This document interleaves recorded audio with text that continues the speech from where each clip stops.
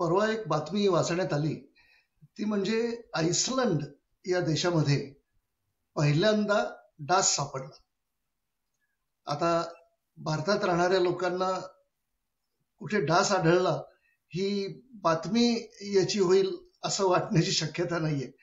आपल्याकडे आपल्याला तर पुणे मुंबईच्या परिसरात ठाणे डोंबिवली इकडे राहणाऱ्या लोकांना डासांची चांगलीच ओळख आहे. पण आइसलंड देशामध्ये लोकांना डास हा काय प्रकार आहे हे आतापर्यंत माहीतच नव्हतं. आणि परवा तिथे 3 डास आतापर्यंत त्यांना सापडल्याची नोंद झालेली आहे.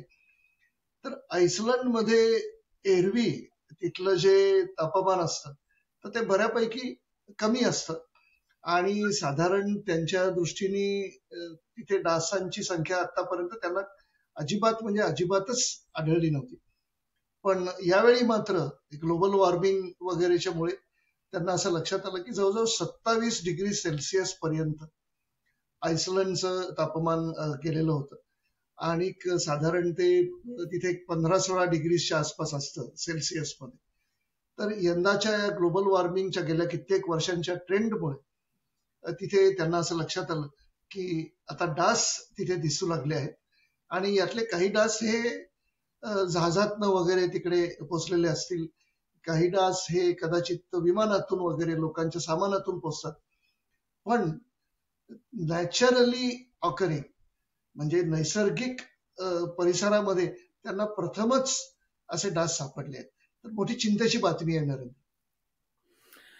आहे, कारण आठवते की आपल्याला कॉलेजमध्ये शिकवलं होतं की एखाद्या गोष्टीची साथ येते तर तिची व्याख्या काय. आणि साथीची मेडिकल व्याख्या अशी आहे की कुठल्याही ठिकाणी तिथली जे सरासरी अपेक्षा आहे हो, त्यापेक्षा जास्त रुग्ण, बऱ्यापैकी जास्त रुग्ण जर सापडले तर त्याला साथ म्हणतात. बरोबर. म्हणजे ते त्यावर काही आकडा ठरवत नाहीत, पण जिथं जेवढे रुग्ण सापडायची अपेक्षा आहे त्यापेक्षा खूप जर सापडले जास्त तर त्याला साथ म्हणता येईल. आणि मग तेवढा प्रश्न असा होता की पीत ज्वर, येलो फिवर ज्याला म्हणतात, तर भारतात येलो फिवरचा एक रुग्ण सापडला तर त्याला साथ म्हणता येईल का, याचं उत्तर हो असं आहे. कारण भारतामध्ये येलो फिवर नाहीये. त्या खलाशांना येलो फिवर वॅक्सिनेशन घ्यावं लागतं बोटीवरून जाताना आफ्रिकन देशामध्ये. पण एक जरी येलो फिवर भारतात सापडला तरी त्याला भारतात साथ म्हणावं लागेल. तसं आइसलंडमध्ये एक जर डास सापडला तर मग ही त्यांच्या दृष्टीने मोठी आपत्तीच असणार, कारण तिथं काही एक सुद्धा सापडण्याची अपेक्षा नाही, असा तो त्यातला जीवशास्त्रीय विषय आहे. तो प्रश्नच नाही. आपल्याला म्हणजे भारतातच असं नाही, मला वाटतं जगातल्या इतर कित्येक देशांना डास हे काही नवीन नाहीत. असं म्हटलं जातं की भारतामध्ये तर सुश्रुताच्या संहितेमध्ये सुद्धा डासांचा उल्लेख आहे आणि इनफॅक्ट सुश्रुतांनी डासांचे प्रकार त्याच्यामध्ये सांगितल्याचा उल्लेख आहे. तर त्याच्यामध्ये पाण्याजवळ आढळणारे डास, ज्याला त्यांनी समुद्र मशका असं म्हटलंय, त्याच्यानंतर अगदी बारीक असे डास असतात त्यांना परिमंडल असं म्हटलंय, नंतर काळ्या रंगाच्या डासांना कृष्ण मशका असं म्हटलं, त्याच्यानंतर पर्वताजवळ आढळणाऱ्या किंवा डोंगरराजी जवळ जर डास असतील डोंगरांच्या जवळ तर त्यांना पर्वतीय मशका असं. आणि आपल्याकडे डोंबिवलीला आढळतात तसे जर हत्तीच्या आकार असे डास, प्रचंड मोठे डास असतील तर त्यांना त्यावेळी म्हणजे 2ऱ्या शतकामध्ये सुश्रुतांनी हस्ती मशका, एलिफंट मॉस्किटोज असं तेव्हा नाव दिलं होतं. भारतामध्ये डासांची परंपरा ही जवळजवळ 2000 वर्षांपूर्वीची आहे. म्हणजे बऱ्याच गोष्टींचा आपल्याला परंपरेचा आपल्या कितीतरी सार्थ अभिमान असतो, तसा या डासांच्याही बाबतीमध्ये आपण असं म्हणू शकतो की आमच्याकडे पूर्वीपासूनच, तुम्ही काय आता आइसलंडचं काय सांगता, आमच्याकडे तर 2000 वर्षापूर्वीपासून डास होते. पण हे फक्त भारतातच होते असं नाही, जगामध्ये जिथे जिथे तापमान तेवढं कमी नसतं अशा कितीतरी ठिकाणी डास आढळल्याची उदाहरणं आहेत. म्हणजे जवळजवळ इसवी सनाच्या आधी 5 शतक 5th BC मध्ये हेरोडोटस, ज्यांनी हिस्टरीज नावाचं पुस्तक लिहिलं, म्हणजे जगातला पहिला इतिहासकार हेरोडोटसला मानलं जातं. तर हेरोडोटसनी तेव्हाच्या टर्की मधल्या सैन्याचा तेव्हा जो राहत होता, तर आताचा तो तुर्कस्तान हा जो भाग आहे, तेव्हा तो सगळा पर्शियन एम्पायरच्या खाली होता. तर तिथे हा हेरोडोटस प्रवासाला होता. तर त्यांनी तेव्हा सांगितलंय की ते त्यांचं जे सैन्य होतं तुर्कस्तान मधलं, तर ते मच्छरदाण्या लावून झोपत असे तंबूमध्ये. म्हणजे इसवी सणाच्या आधी म्हणजे सुश्रुताच्या आधी 700 वर्षांची गोष्ट आहे. आणि इतकंच नाही, डासांचा उपद्रव किंवा मानव आणि डास ही लढाई आपल्याला माहितीये कित्येक वर्ष, शतकानुशतक म्हणजे सहस्त्र काही ही चालू आहे. आणि ज्यांनी जग जिंकलं अशा माणसांना सुद्धा डासांनी हरवलं, अशी ही उदाहरणं आहेत. अलेक्झांडर द ग्रेट जेव्हा भारताच्या मोहिमेवरनं परत गेला आणि भारतामध्ये त्यांनी, आपल्याला माहितीये, औरस राजाला हरवलं, नंतर तिथे त्या संपूर्ण त्याच्या मोहिमेमध्ये प्रत्येक राजाचा तो पराभव करत गेला. पण परतताना मात्र एक डास चावल्यामुळे तो मलेरियानी गेला, अशी गोष्ट सांगितली जाते. आणि त्याच्या सैन्यामध्ये सुद्धा त्यावेळी मलेरियानी हाहाकार माजवला होता. युरोपमध्ये सुद्धा डासांचा उल्लेख पूर्वीपासून आहे. आणि युरोपामध्ये तर म्हणजे कधी कधी विनोदाने असं म्हटलं जातं की युरोपातले त्यावेळेस एक साधारण 15-16व्या शतकातले जे डास, त्यांचा उल्लेख आहे की ते देवाला सुद्धा घाबरत नव्हते. डासांनी 227वा पोप व्हॅटिकनचा, आणि तो पोप मलेरियानी गेला. त्याच्यानंतर जो दुसरा पोप आला, 228वा पोप, तोही मलेरियानी गेला. हे साधारण 1590च्या सुमारासची गोष्ट आहे. आणि त्यानंतर एक 40-50 वर्षांनी जवळजवळ 30 कार्डिनल्स, ते पोपच्या नंतर त्यांचा जो काय तो टियर असतो, तर 30 कार्डिनल्स आणि त्यांचे सेक्रेटरी, हे सगळी मंडळी मलेरियाच्या साथीमध्ये दगावल्याची उदाहरणं म्हणजे त्यावेळी त्याची नोंद आहे. तर डासांनी हा अनेक वर्ष असा धुमाकूळ जगामध्ये घातलेला आहे. आणि त्याच्यावर आपण म्हणजे हल्ली आता गेल्या शतकामध्ये वगैरे आपल्याला माहितीये की खूप वेगवेगळे प्रकार, औषधांचे म्हणा, त्याच्यावर काहीतरी रासायनिक औषधं असतील, तर त्याबाबत काही करायचे प्रयत्न माणसांनी केले आहेत. पण मला असं वाटतं की सध्या जर बघितलं तर डासांवर परिणामकारक असं औषध अजूनही लोकांना सापडलेलं नाही. डास देवाला घाबरत नाहीत हे जे तू म्हणालास त्यावरून मला आठवलं.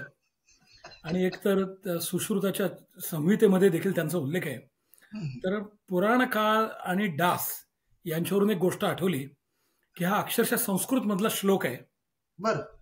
कमले कमला शेते हरीश शेते महोदधो. कमला शेटे हे तर बाईंचं नाव वाटतंय कुठल्या तरी. शेटे नव्हे, शेते, अच्छा शयन करणे, राहणे. अच्छा अच्छा. कमले कमला शेते बर. हरीश शेते महोदधौ हरो हिमालये शेते मन्ये मत्कुण शंकया. याचा अर्थ असा की लक्ष्मी कमळामध्ये राहते, बर. शिव हिमालयामध्ये राहतो आणि विष्णू भगवान समुद्रामध्ये राहतात. हे सगळे देवदेवता इतक्या रिमोट ठिकाणी राहतात, हे म्हणजे ढेकणांपासून वाचण्यासाठी तर नव्हे, असा जो संस्कृत मधले जे काही विनोद आहेत त्यातला हा ऍक्च्युअल श्लोक आहे. कमाल आहे. तर थोडक्यात हे डास आणि ढेकुणे प्राणी देवालाही न घाबरणं, याची जाणीव लोकांना वेगवेगळ्या पातळीवर झाली होती असं दिसते. आणि कमळामध्ये सुद्धा लपण्याचं तसं काही ते सोपं नाहीये, कारण म्हणजे डास ज्या अनेक गोष्टी करतात त्याच्यामध्ये पॉलिनेशन ही एक गोष्ट डास करत असतात. त्यामुळे डासांच्या बद्दल कितीतरी वाईट गोष्टी जरी डास पसरवत असतील, पण त्याबरोबर ते हे पण काम जे फूड सायकल मधलं एक महत्वाचं काम आहे, तर ते करत असतात. कमाल आहे, कमाल आहे. एकंदरीत नरेंद्र, जगामध्ये आतापर्यंत 3500 डासांच्या जाती सांगितल्या जातात. तर त्यातल्या सगळ्या जाती वाईट आहेत असं नाही. कितीतरी डासांच्या जाती या तसं बघितलं तर माणसांची मदत करत असतात. पण त्यातल्या काही जाती ज्या आहेत त्या इतक्या भयानक आहेत आणि त्या रक्तपिपासू आहेत. त्यांना माणसाच्या रक्ताची सटक लागलेली आहे. आणि याच्या मागचं सुद्धा शास्त्र आता रिसेंटली पुढे आलेलं आहे की डासांना माणसाच्या रक्ताची चटक असणं हे असं आपण म्हणजे हा शब्दप्रयोग किंवा वाक्प्रचाराचा भाग नाहीये, ही खरीच गोष्ट आहे. याचं कारण आफ्रिकेसारख्या खंडामध्ये जिथे पाण्याचं दुर्भिक्ष असतं, तर तिथे डास हे शक्यता, जिथे असं पाणी साठलेलं असतं, साचलेलं असतं आणि वाहतं पाणी नसतं, अशा ठिकाणी डास जास्त असतात. तर दुष्काळी प्रदेशामध्ये डासांना पाणी शोधण्यासाठी त्यांची हुशारी अशी आहे डासांची, की त्यांना हे लक्षात आलं की आपल्याला जर पाणी शोधता आलं नाही तर आपण या माणसांच्या मागे लागलो तर माणसं जी आहेत ती बरोबर पाणी शोधतील. त्यामुळे आपण माणसांबरोबर राहिलो तर तिथे पाणी आपल्याला मिळेल.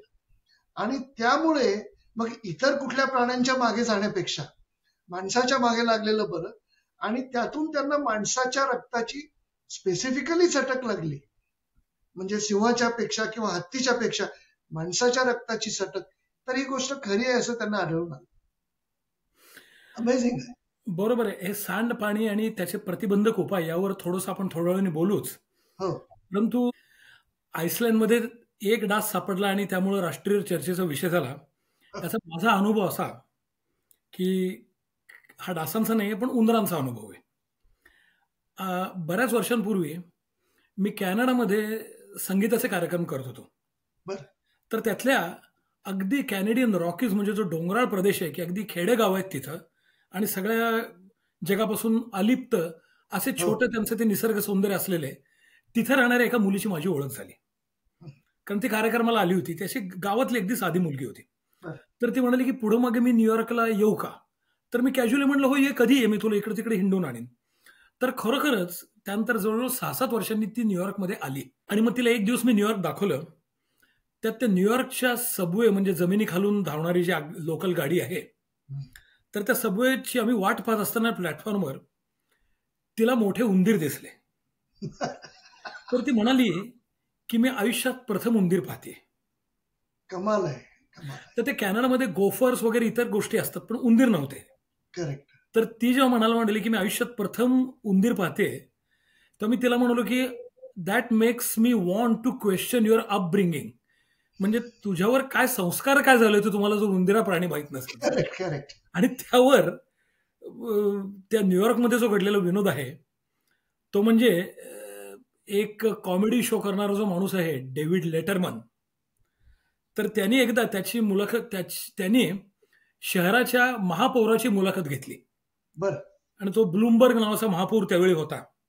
तर तो जेव्हा त्याच्या शोवर आला तेव्हा त्या लेटरमननी सुरुवातच अशी केली की न्यूयॉर्क शहरात आता उंदीर इतके वाढलेले आहेत की त्यांचं निर्मूलन करण्यासाठी आपल्या मेयरनी काय उपाययोजना केलेली आहे, तर त्यांनी घरांची भाडी इतकी वाढवली की ते सगळे उंदीर शेजारच्या न्यू जर्सी राज्यात पळून गेले. तू मगाशी म्हणजे कॅनडामध्ये जसं उंदरांचं उंदीर फारसे माहिती नव्हते लोकांना, तर तसं म्हणजे माझं लहानपणी मी बऱ्याचदा माझे काका डोंबिवलीला राहत असत, त्यामुळे मी काकांकडे उन्हाळ्याच्या सुट्टीमध्ये, दिवाळीच्या सुट्टीमध्ये अनेकदा जात असे. तर डोंबिवलीला जाण्यामागे म्हणजे काका आणि काकू आमचे इतके लाड करायचे सगळ्यांचे, पण डोंबिवलीच्या डासांपायी काकांकडे जाऊ नये असं मला वाटायचं. कारण म्हणजे असे मोठाले डास. आणि मला पुण्याला असताना, पुणे त्यावेळी आपलं बऱ्यापैकी तसं थंड हवेचं ठिकाण होतं, पुण्यामध्ये डास होते असं मला आठवत पण नाही त्यावेळी, म्हणजे आपण 70 सालची समजा गोष्ट आहे. पण डोंबिवलीला मात्र तुम्हाला ते जाणवणार नाही ही शक्यताच नव्हती, कारण मोठाले डास चावत असत. आणि सांडपाणी ते डोंबिवलीला ओपन ड्रेनेज दोन्ही बाजूला होतं. तर म्हणजे मला ह्याच्यावरनं मला एक असं वाटतं बऱ्याचदा की डोंबिवलीला कदाचित मुलांना ते हत्ती मशकाचं आपण मगाशी म्हटलं की हत्ती एवढे म्हणजे खरोखर डोंबिवलीला एलिफंट मस्किटोज असे ते होते. पण म्हणजे लहान मुलाला जर कधी डोंबिवलीला एखाद्या आईने सांगितलं तेव्हा की याला हत्ती मशक म्हणतात, तर तो मुलगा म्हणेल की म्हणजे हत्ती म्हणजे काय, तर आई कदाचित त्याला म्हणाली असती की अरे या डासा एवढा तो एक प्राणी असतो त्याला हत्ती म्हणतात.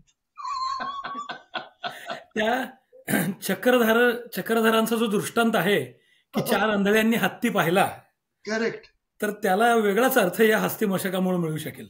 प्रश्नच नाही. पण म्हणजे ही जी लढाई आहे डास आणि मानवजात, तर या लढाईच्या मागे एक म्हणजे अशी एक गमतीशीर गोष्ट आहे की डास हे पृथ्वीवर म्हणजे डास इव्हॉल्युशनरी ट्री मध्ये डास हे जवळजवळ 8 कोटी वर्षांपूर्वी डासांची पैदास म्हणजे डासांची सुरुवात झाली. 79 मिलियन इयर्स. मानवजात ही अवघी 2.5-3 लाख वर्ष जुनी आहे. म्हणजे डासांना आपल्या मानाने खूपच जास्त ते पुढे आहेत त्या इव्हॉल्युशनच्या सायकलमध्ये. आणि तेवढाच भाग नाहीये, आपली एक पिढी जी आहे मानवजातीची एक पिढी, तर साधारण आपण जर असं म्हणलं की 20 ते 25 वर्ष दर एक नवीन पिढी तयार होते, साधारण म्हटलं तर ऍव्हरेज. तेवढ्या काळामध्ये डासांच्या 164 पिढ्या तयार होतात. म्हणजे आपल्या एका पिढीला त्यांच्या 164 पिढ्या, म्हणजे आपलं एक इव्हॉल्युशनरी सायकल आपण ते जर एका पिढीचं म्हटलं की पुढच्या पिढीमध्ये काही म्युटेशन्स, काही जेनेटिक चेंजेस, तर तेवढ्या काळामध्ये डासांच्या मध्ये 164 इव्हॉल्युशनरी सायकल्स त्या एका मानवजातीच्या सायकलच्या तुलनेमध्ये. आणि हे डासांमध्ये 8 कोटी वर्ष चाललेलं आहे आणि मानवजात हार्डली 3 लाख वर्ष जुनी आहे. त्यामुळे डासांची हुशारी जी आहे ती फार ते पुढे हुशारीमध्ये आपल्या फार पुढे आहे. त्यामुळे गेल्या शतकामध्ये माणसांनी इतक्या गोष्टी केल्या मानवजातीने की त्यांना रासायनिक फवारे शोधून काढले, त्याच्यावर जेनेटिक मॉडिफिकेशन शोधून काढली, वेगवेगळ्या प्रकारचे वासाचे काहीतरी वासाच्या गोष्टी म्हणजे सिट्रोनेला गवत असो किंवा आणखीन कुठलं तरी अत्तर असो, आणि त्याच्यानी त्या डासांना बोलवायचं आणि त्यांना गुंगवायचं. हे सगळे प्रकार माणसांनी करून बघितले. याचा कुठेही काही परिणाम डासांवर होत नाही. तात्पुरत्या 2, 4, 5 वर्षांसाठी डासांची लोकसंख्या त्या त्या भागामध्ये थोडीफार कमी होते. नंतर मात्र अगदी सूड घेतल्यासारखे ते प्रचंड लोकसंख्या त्यांची त्याच प्रमाणात वाढते असं दिसून आलंय.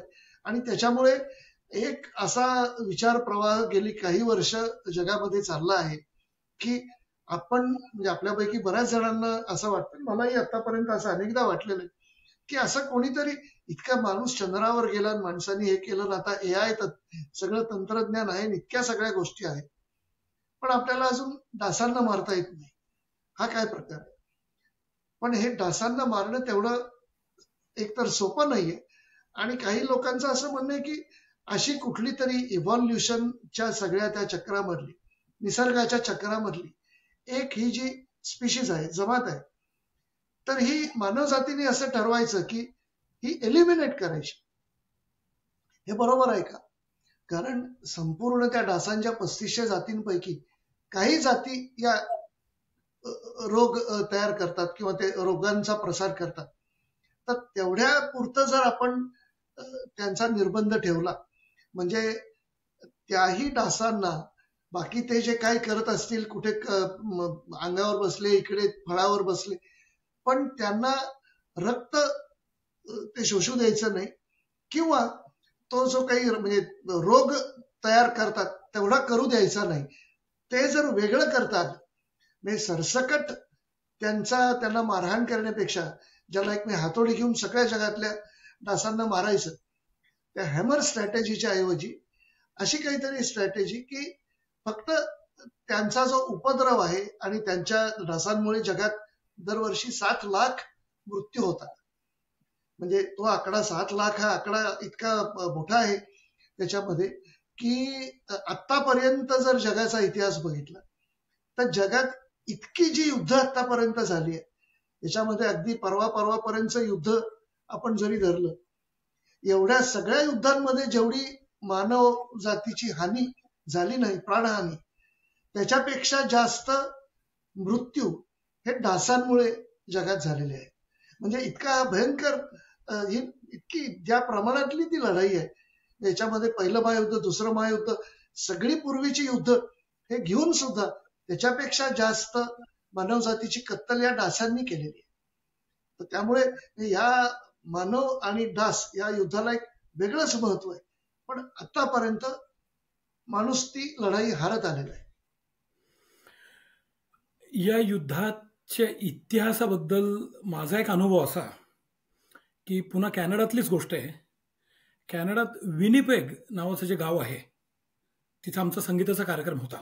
हो आणि तिथं जेव्हा पोचलो तिथं असं छोटंसं शहर आहे आणि बाजूला जंगल खूप आहे.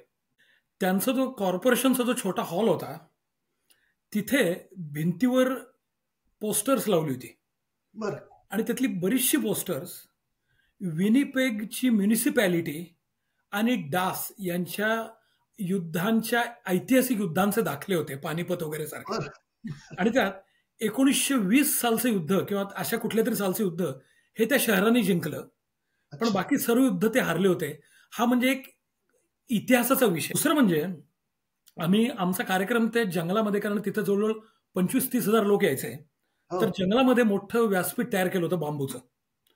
आणि संध्याकाळच्या वेळी कार्यक्रम होता ज्यावेळी डास प्रचंड येतात आणि ते उन्हाळ्याचे दिवस होते आणि सगळ्यांना घाम येत होता, तर डास होतेच तिथं. तो व्हायोलिन घेऊन तो आमच्या ग्रुपमधला तो डेडॅन आयरिश फिडेल वादक तो पोचला. त्याच्या मागे मी होतो तबला घेऊन. तुला रॉकेलचा पंप आठवतोय का आपला लहानपणाचा?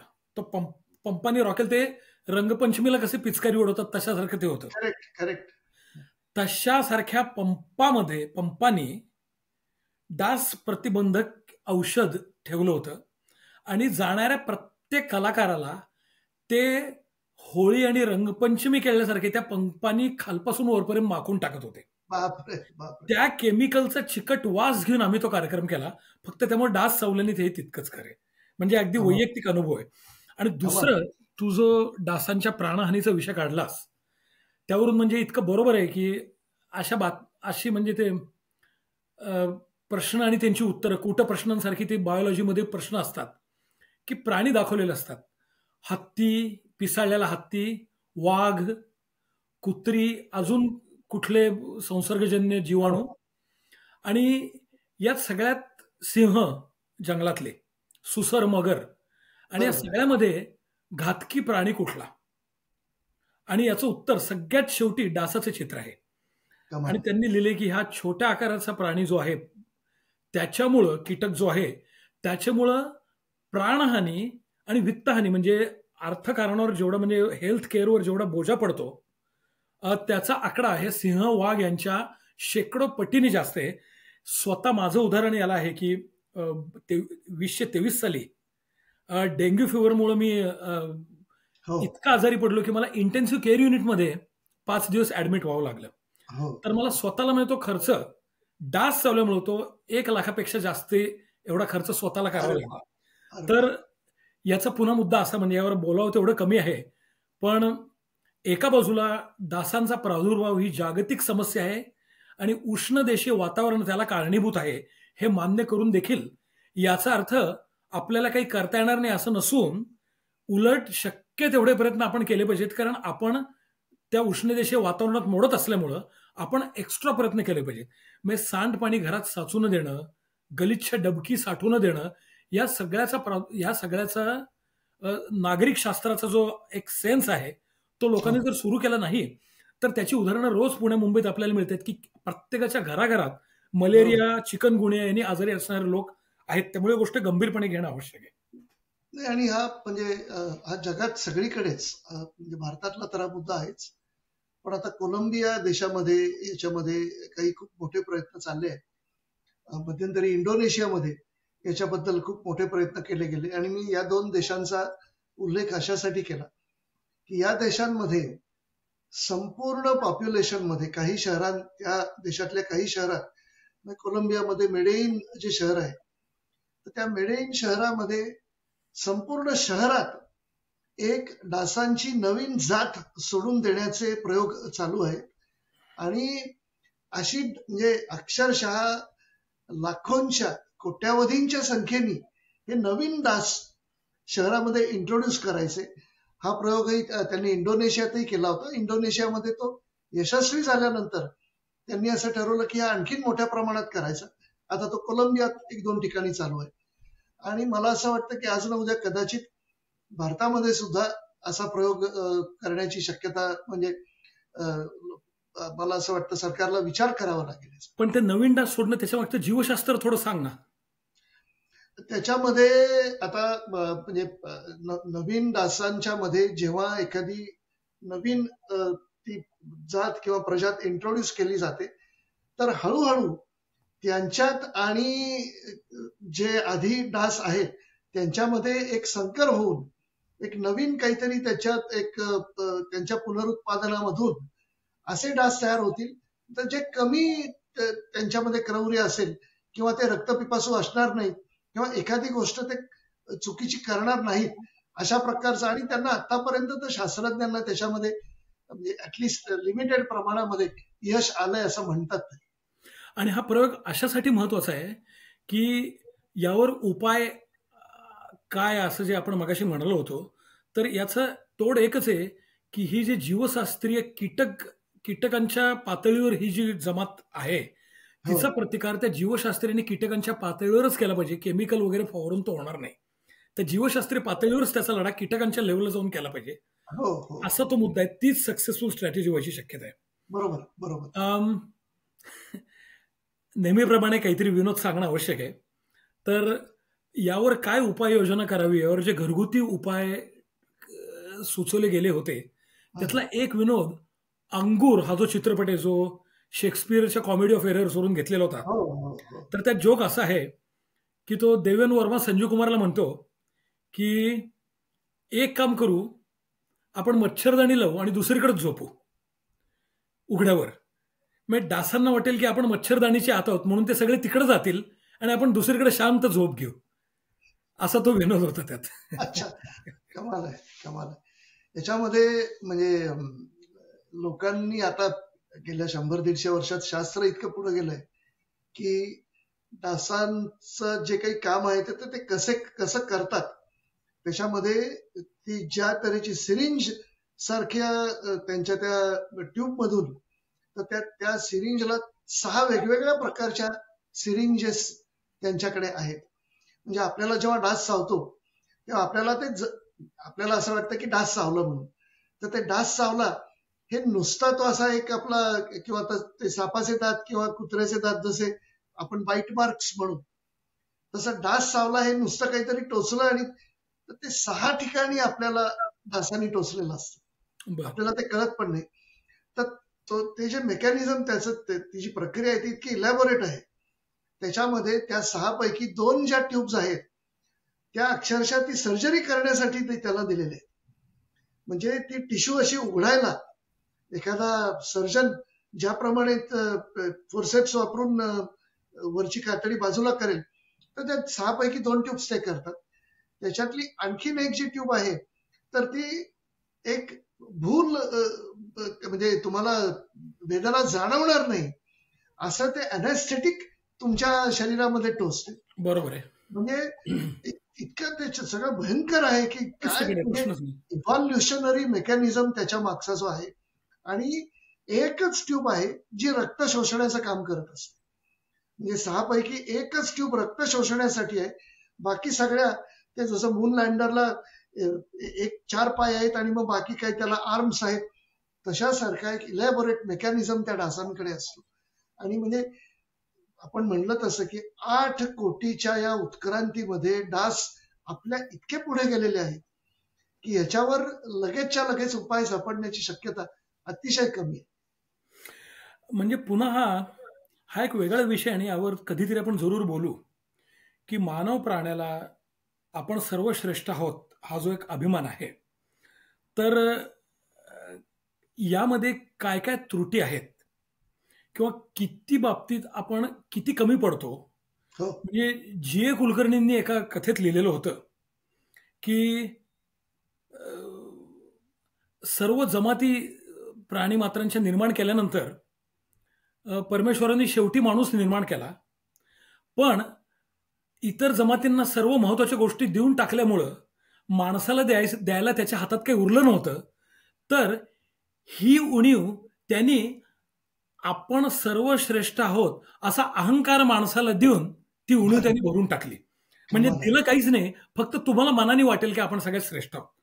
तर हा त्यांनी एक साहित्यिक भाग म्हणून जरी लिहिला असला तरी पक्ष्यांना दिसणारी क्वांटम फील्ड्स की जी आपल्या लेखी एक केवळ थिअरी आहे त्यांना ती दृष्टी दिसते. इथपासून पक्ष्यांना दिसणारे फुलांमधले अनेक रंग, देवमाशांना ऐकू येणारे शेकडो महिलांवरचे आवाज आणि वटवा घोळांचं ते सुपरसॉनिक अल्ट्रासॉनिक परसेप्शन, या सगळ्यामुळं एक गोष्ट लक्षात ठेवली पाहिजे की या जीवशास्त्राच्या प्रक्रियेत आपण एक दुवा आहोत आणि या संपूर्ण पर्यावरणाविषयी एक कृतज्ञता आणि त्याच्याकडे एक महत्वाची आपण एक गोष्ट आहे या दृष्टीनं आपण जर बघितलं नाही आणि त्यावर आपण त्याचा मालक आहोत म्हणून आक्रमण जर केलं तर या सगळ्याचे दुष्परिणाम माणूस प्रजातीला भोगावे लागतील. कारण उत्क्रांतीच्या दृष्टीनं तुम्ही सरस किंवा स्टेबल ठरला याचा अर्थ तुमची प्रजा कधी नष्ट होणार नाही असं नाही आहे. अशा भ्रमात राहण्याचं कारण नाही. अशा भ्रमात राहण्याचं कारण नाही. जाता जाता मी म्हणजे डासांच्या हुशारीचं किंवा ते किती आपल्या पुढे गेलेले आहेत माणसांच्या याचं एक अगदी छोटीशी याच्यातली एक गोष्ट तिचा उल्लेख करतो. आपल्याकडे म्हणजे लग्नाच्या वेळी लोक पत्रिका बघतात किंवा आजकालच्या काळामध्ये मुलं मुली डेटिंग करतात, एकमेकांना ओळखण्यासाठी बाहेर फिरायला जातात किंवा आपण लहान असताना आपल्याला माहितीये की अरेंज मॅरेजेस असायची, म्हणजे दाखवण्याचे समारंभ असायचे. डासांमध्ये एक नुपशल डान्स असा तो एक असतो. तर डासांच्या नर आणि मादीला जेव्हा ते एकमेकांच्या जवळ येतात तेव्हा हे आपल्याच जातीचा आपल्याच गोत्राचा म्हणा किंवा तसा गोत्रविवाह आपल्याकडे नसतात, पण साधारण आपल्याला चालेल अशा जातीचा हा डास त्याच्यातली नर किंवा मादी आहे हे ओळखायचा जो त्यांचा मार्ग आहे त्याला विंग बीट्स, त्यांचे जे पंख असतात तर ते पंख फडफडवतात आणि ते पंख फडफडवताना त्याचं ओरिएंटेशन सुद्धा पंखाचं बदलतं, म्हणजे त्याची फ्रिक्वेन्सी आणि त्याचं ओरिएंटेशन. तर त्याच्यातून साधारण सुरुवातीला ती जी मादी जी असते ती काहीतरी एक 400 समजा हर्ट्झ फ्रिक्वेन्सीला ते पंख हलवतो, तो जो नर जो आहे तो काहीतरी 600 फ्रिक्वेन्सीला ते हलवतो. ते साधारण अंदाज घेत 1100-1200च्या सुमारास ते हार्मोनिक कन्व्हर्जन्स त्यांचा होतो. म्हणजे त्या दोघांना असं लक्षात येतं की साधारण हे जमण्यासारखं आहे, म्हणजे लिव्हिंग टुगेदर वगैरे आता ह्याच्या पुढे हरकत नाही आणि त्याच्यानंतर ते पुढे एकत्र येतात. म्हणजे हे काही ज्या प्रकारचं हे इव्हॉल्युशन आहे की आपल्याकडे सुद्धा हिंदी सिनेमामध्ये नाच, नृत्य प्रकार, भांगडा काय किंवा गरबा काय याच्यातून स्त्री पुरुष एकत्र येत असतात. डासांमध्ये पूर्वीपासून चालू आहे. तेरे सूर और मेरे गीत दोनों मिलकर बनेगी प्रीत असा तो मुद्दा आहे तो. करेक्ट. आणि हे 400 आणि 600 हे तू आर्बिट्ररी आकडे दिलेस असं मला वाटतंय, पण हे जर खरे असतील तर षड्ज पंचम भाव की जो तानपुऱ्यामध्ये फार श्रेष्ठ मानला गेलेला आहे त्या फ्रिक्वेन्सीला जातं. आता हे नक्षल वगैरे तू सांगितलं म्हणून आता एक जोक सांगतो की एका डासाचं आणि माशीचं लग्न होतं. बरं.